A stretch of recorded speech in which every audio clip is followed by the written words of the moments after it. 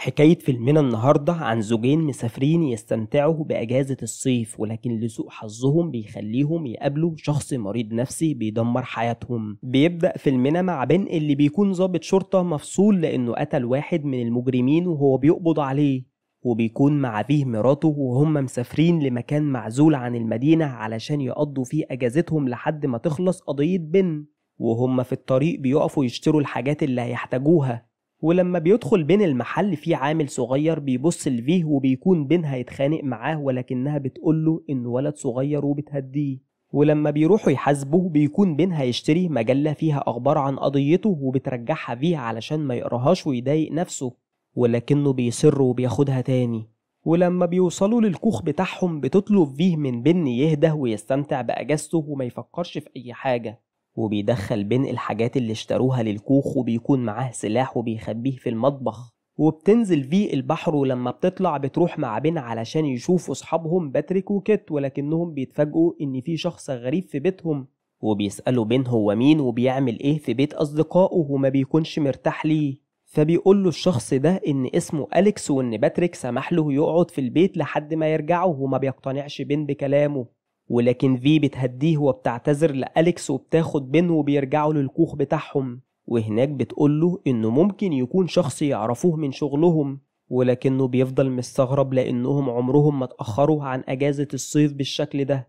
وبيحضر بين العشاء وبتحاول فيه تتكلم معاه عن القضية بتاعته، ولكنه بيرفض وبيطلب منها تسيبه على راحته. وفي نفس الوقت ده بيكون أليكس بيصلح الباب الخلفي بتاع الشاليه، وتاني يوم بيخرج بين يجري مع الكلب بتاعه وبتصحى فيه على صوتهم وبتجهز وبتروح البحر، وبيشوفها أليكس وبيروح وراها وبيقول لها انه رسام وبيسألها عن مكان يرسم فيه، فبتوصف له مكان جميل على الشط. ولما بيرجع بين أليكس بيمشي وبتروح فيه تقعد لوحدها قدام النهر، وبتحاول انها تكتب ولكنها ما بتعرفش تكتب اي حاجة، فبتنزل المية تاني. ولما بتخرج بتقابل أليكس تاني وبيقنعها تقعد قدامه علشان يرسمها، وبيرسم وشها بسرعة جدا فبتعجب بيه وبتقوله انه موهوب. فبيسألها أليكس لو كان بين عصبي وغيور، فبتقوله انه ما كانش كده ولكنه اتعرض لظروف صعبة، ولما بيحس انها اتضايقت بياخد المذكرة اللي بتكتب فيها وبيلاقيها بتكتب كتاب عن نفسها.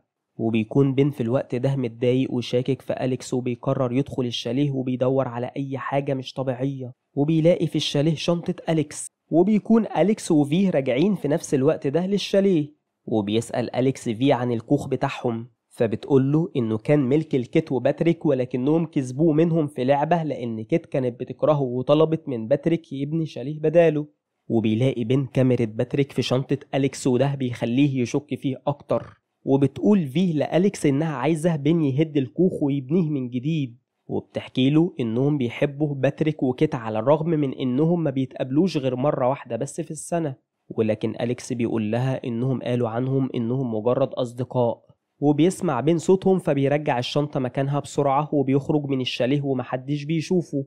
ولما بيرجع للكوخ بيعرف إن فيه عزمت أليكس على العشاء معاهم، ولما بيحاول يتكلم معاها عن الكاميرا اللي شافها في بيته بترفض تسمعه وبتسأله عن الكلب، فبيقول لها إن الكلب مش معاه وكان معتقد إنها أخدته معاها للبحر، وبيسيبها وبيروح يصطاد. وبيروح له أليكس وبيوريه الصورة اللي رسمها لفيه وبيحاول يستفزه، فبيقول له بين يجرب يصورها، فبيكذب عليه أليكس وبيقول له إنه مش معاه كاميرا تصوير. وبيرجع بين للكوخ من تاني وبتقول له إنها مش لاقية الكلب، فبيقول لها إنه أكيد بيدور على حاجة ياكلها وهيرجع تاني.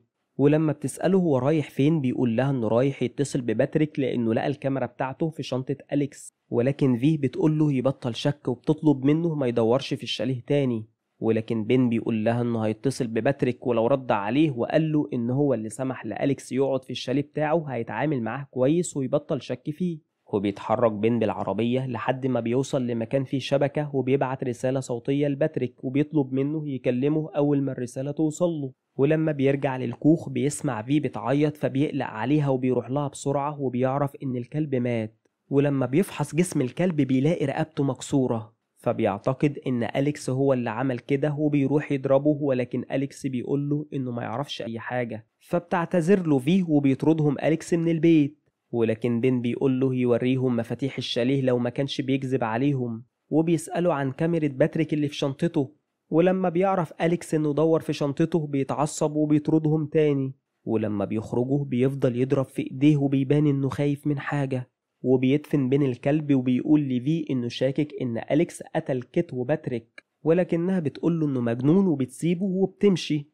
وبالليل بتكون في لوحدها في الكوخ وبتسمع صوت غريب وبتحس ان في حد بيراقبها فبتخاف وبتقفل الشباك. وتاني يوم بيجهز بين الشنط وبيقول لها انهم هيسافروا، ولكنها بترفض وبتقوله انها محتاجة الاجازة دي، وبتقوله ان هو اللي بيتخيل المشاكل وبتسيبه وبتمشي. وبتروح للبحر وهناك بتقابل أليكس وبيفضل يتكلم معاها عن بين ويكرهها فيه، وبيقول لها انها تعيسة معاه وانه ما يستاهلش تقضي حياتها معاه، فبتطلب منه يغير الموضوع وبيحاول بين يقرب منها، ولكن في ما بتمنعهوش. ولما بترجع للكوخ بتلاقي بين قاعد في المكان اللي دفن فيه الكلب بتاعه وبيكون زعلان عليه جدا، ولما بتحاول تتكلم معاه بيسيبها لوحدها وبيدخل الكوخ. وبيرسم أليكس صورة لفيه وبيعلقها على التلاجة وبيفضل يراقبها من بعيد. ولما بيشوفها قاعدة مع بين بيروح يسألها عن مكان يلاقي فيه صخور يرسم بيها، فبتوصف له مكان، وقبل ما يمشي بيسأله بين لو كان بيعمل أي نشاط مناسب لسنه، فبيستفزه وبيسأله لو كان هو اللي بيعمل أي نشاطات مناسبة لسنه، فبيقول له بين إنه بيصطاد وبيلعب رماية ومعاه سلاح، فبيسيبه أليكس وبيمشي. وبتتخانق في مع بين وبتقول له إنه بيضايقها طول الوقت، وبتقول له إنه شخص عصبي ومحدش ممكن يتحمله، وبتسيبه وبتمشي. فبيتضايق بين وبيروح ياخد السلاح بتاعه وبيتدرب بيه، ولكنه بيسيبه علشان يعدل اللوح بتاع التصويب. ولما بيبعد عنه أليكس بياخده وبيفضل يستفز في بين، وبيطلب منه بين يرجع المسدس لأنه مش لعبة، وبياخده منه بالعافية وبيعرفه إنه ضابط شرطة، وبيطلب منه يبطل يستفز فيه علشان ما يندمش. ولما بيرجع بين للكوخ بيسيب المسدس في درج المطبخ وبياخد العربية وبيتصل بصديق ليه في اسم الشرطة وبيقول له اسم أليكس، وبيطلب منه يعرف بياناته، وبيتفاجئ بإن مفيش أي قضايا أو حاجة غريبة موجودة عنه. ولما بيرجع للكوخ بيعتذر لفيه وبيصالحها، وبالليل بيخرجوا يسهروا مع بعض وبيشوفهم أليكس وبيدخل الكوخ بتاعهم وبيلاقي خاتم فيه موجود في المطبخ وبياخده، وبيلاقي سلاح بن، وبياخد السلاح وبيشوف المجلة اللي فيها أخبار عن بن وبيعرف عن القضية بتاعته، وبيروح يقعد معاهم وبيكون معاه مخدرات وبيعرض على بن يجربها. ولما بياخدها بن منه في بتقول إنها تنام وبترجع للكوخ، وبيكون بن هيروح وراها ولكن أليكس بيمنعه وبيقوله يتسابق معاه في السباحة. ولما بيرفض بن بيستفزه وبيقوله انه خايف منه، فبيوافق بن وبيعوم اسرع منه، ولكن أليكس بيفضل يشده تحت المية وبيخنق فيه، وبيطلب منه بن يوقف هزار، ولما بيرفض بيخبطه بدراعه وفجأة بيختفي أليكس، وبيفضل بن ينادي عليه ولكنه ما بيردش عليه، فبيخاف بن وبيخرج من المية، وبيعتقد انه قتله، وبياخد اللبس بتاعه وشنطته وكشكول الرسم بتاعه من الشاليه، ولكنه بينسى الرسمة اللي رسمها لفيه وبيحط الشنطة في العربية وبيقول لفيه إنهم لازم يمشوا.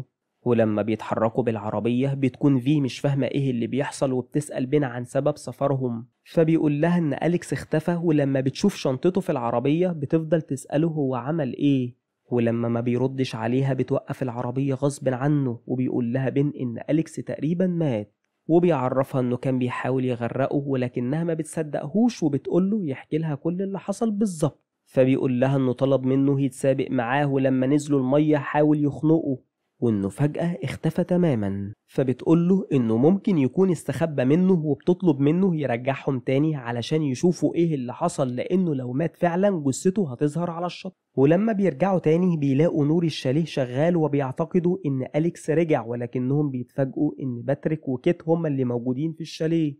ولما بتسألهم كيت عن أليكس بتقول لها انهم لسه واصلين حالا لكوخ، وبتقول لها انهم ما تقابلوش معاه، فبتقول لهم كيت انه كان بيساعدهم في الشركة وعرضوا عليه يقعد في الشاليه بتاعهم مكافأة ليه. وبيقول باتريك ان الكاميرا بتاعته معاه، فبيقلق بن وبيسأل باتريك ليه تليفونه كان مقفول، فبيعرفوا باتريك انه كان بايظ ولسه مصلحه، وبيخبط الباب، ولما بتفتح كيت بيتفاجئوا بضابط شرطة، وبتقول لهم ان في بلاغ عن عربية بنفس مواصفات عربية بن كانت سايقة بسرعة عالية، فبيقول لها بن ان ده ما حصلش، فبتديهم رقمها علشان لو احتاجوا اي مساعدة، وبتمشي.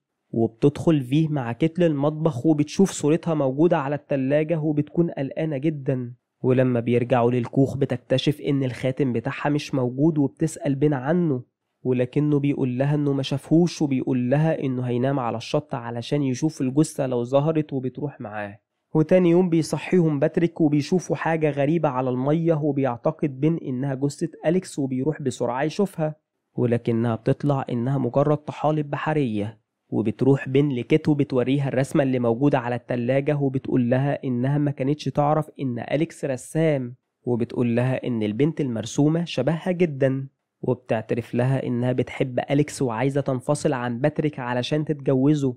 وبيروح بين وباتريك يشربوا قهوة مع بعض، وبيطلب بين تليفون باتريك علشان يعمل منه مكالمة، وبيقوله انه نسي تليفونه في العربية. ولما بيروح باتريك يطلب القهوة بيمسح بين الرسالة اللي بعتها لباتريك وبيرجع له التليفون، وبيسأله عن أليكس، فبيقول له باتريك إنه كان شخص كويس ولكنه كان غريب شوية، وبيقول له إنهم هيبيعوا الشاليه بتاعهم لأنهم محتاجين تغيير في حياتهم. وفي البيت بتلاحظ كيت إن في مش لابسة الخاتم بتاعها، فبتقول لها في إن هي وبين في ما بينهم مشاكل بسبب القضية بتاعته، وعلشان كده ادت له مهلة قصيرة علشان يصلح علاقتهم أو ينفصلوا. ولما بيرجع باتريك وبين بيقضوا مع بعض وقت وبيتصوروا. ولما بتدخل كيت الكوخ مع في علشان تساعدها في التنظيف بتشوف لبس شبه لبس أليكس، وبتستغرب وبتاخده في منها بسرعة، وبيخرجوا من الكوخ وبيلاقي باتريك محفظة أليكس في البيت، فبيقول لهم بين إنه ممكن يكون كان موجود وسافر تاني. ولكن كيت بتقول له إنه أكيد حصل له حاجة وإلا كان هيبعت لهم رسالة، وبتاخد مفاتيح العربية وبتقول إنها تبلغ الشرطة. وبيروح بين وباتريك يدوروا في البيت من تاني، وبتفضل في على الشط وبتشوف أليكس ماشي قدامها وبتفتكر إنها بتتخيل. ولما بترجع كيت بتكون معاها نفس الشرطية وبتوريها كيت الرسمة، ولما بتشوفها بتقول إنها شبه في، ولكن بين بيقول لها إنهم ما تقابلوش أبدا مع أليكس. وبتتعرف الشرطية عليه وبتقول له إنه محظوظ لأنه هيخرج براءة من القضية بتاعته، وبتطلب منه يتصل بيها لو اكتشفوا أي حاجة جديدة. وبيرجع بين للكوخ وبيقول لفي إن الشرطة هترجع مع الكلاب علشان يتعقبوا ريحته، فبتقوله إن كيت شافت لبس أليكس عندهم وبتطلب منه يعترفوا باللي حصل لأنه مش غلطته. ولكن بين بيخاف وبيقول لها إنهم هيلاقوا كسور في جسمه لأنه ضربه لما كان بيدافع عن نفسه، فبتتخانق في معاه وبتقوله إنه خدعها، وبتقوله إنه كان غيران من أليكس وعلشان كده قتله. فبيسألها لو كانت خانته معاه، ولما بتسكت بيعرف إنها عملت كده وبتسيبه فيه وبتخرج من الكوخ. وبتشوفها كيت وبتروح وراها وبتسألها لو كانت شافت أليكس، وبتطلب منها تصارحها بالحقيقة، ولكن فيه بتتعصب عليها وبتقول لها إنها وصلت بعدهم وما تقابلوش أبدا وبتسيبها وبتمشي. وبعد شوية بتسمع فيه كيت بتعيط وبتنادي عليها، ولما بتروح لها بتقول لها إنها لقت أليكس ميت، وبتطلب من باتريك إنه يبلغ الشرطة. وبيروح بين يشوف الجثة اللي في المكان اللي وصفته كيت، وبتاخد فيه كيت للبيت. ولما بتروح تجيب لها مشروب بتتفاجئ بالطوق بتاع الكلب بتاعها في المطبخ، فبتاخده وبتخبيه. وبترجع لكيت اللي بتكون فاكرة إن باتريك اكتشف إنها كانت هتنفصل عنه علشان ترتبط بأليكس وقتله. وفي نفس الوقت ده بيوصل بين للجثة وبتكون ريحتها سيئة جدا، ولكن لما بيبص عليها ما بيكونش ده نفس أليكس اللي قبله، وبيعرف إنه بيخدعهم. وبيفضل ينادي عليه ولكنه ما بيردش. وبيرجع لفيه وبيعرفها اللي اكتشفه، وبتوريه في طوق الكلب، فبيقول لها إنه لازم يروح لباتريك علشان يختار محققين مناسبين للي بيحصل. وبتكون في خايفة وبتطلب منه ما يسيبهمش لوحدهم، ولكنه بيقول لها تروح تاخد المسدس وتخليه معاها. وبيتحرك بالعربية وبتروح فيه تاخد المسدس، ولكنها ما بتلاقيهوش وبتسمع صوت بره الكوخ فبتخاف. وفي نفس الوقت ده بيوصل بين لعربية باتريك وبيلاقيه مقتول بالمسدس بتاعه. وبتخرج فيه من الكوخ وبتقابل أليكس وبتسأله هو كان فين، فبيطلب منها إنها تهرب معاه، ولكنها بتقوله إنه قتل الكلب بتاعهم وقتل أليكس الحقيقي. فبيقول لها إنه قتله لأنه كان سبب في طرده من الشغل، وقتل باتريك علشان طرده، وبيكون معتقد إن تصرفه طبيعي لأنهم أذوه. وبتشوف فيه المسدس معاه وبتخاف منه، وبتخرج كيت لما بتسمع صوتهم وبتفتكر إنه من الشرطة، وبتسأل لو كان باتريك رجع، ولكنه بيضربها بالمسدس وبيقول لفي إن هي السبب. وفي نفس الوقت ده بيهجم بين عليه وبيوقع منه المسدس وبياخده منه وبيهدده علشان يقعد على الأرض وإلا هيضرب عليه رصاص. ولكن أليكس بيضحك وبيقوله إنه مش هيقدر يعمل كده لأنه لو ضربه هيدخل السجن ومش هيطلع براءة من القضية بتاعته. وبيطلع حاجة من جيبه وبيفضل يستفز فيه وبيجري عليه فبيضربه بين بالمسدس، ولما بيقع بيكتشف انه ما كانش معاه سلاح وبيندم لانه قتله وضيع مستقبله. وبترجع في لكيت لانها الشاهدة الوحيدة على براءة بن ولكنها بتلاقيها ماتت. وبعد فترة بنشوف في لوحدها في الشاليه وبتكون نشرت الكتاب اللي كتبته وهدت الكوخ القديم وتخلصت من الماضي كله معاه.